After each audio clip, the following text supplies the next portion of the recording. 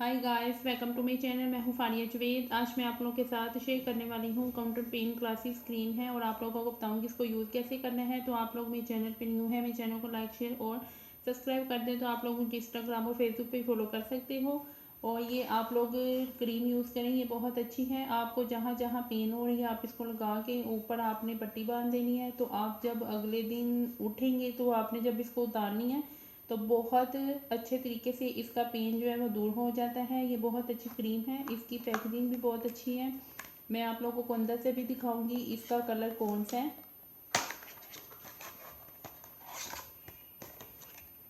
इस तरह की इसकी पैकेजिंग है। तो इसको छोटे बड़े यूज़ कर सकते हैं।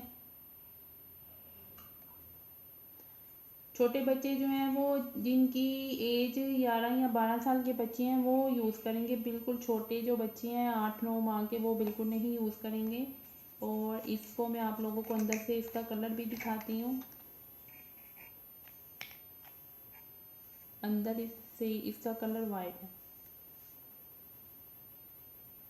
और इसको यूज़ ज़रूर करें और आप लोगों ने मुझे ज़रूर कमेंट सेक्शन में बताना है आप लोगों को ये कैसी लगी है। ये बहुत अच्छी क्रीम है।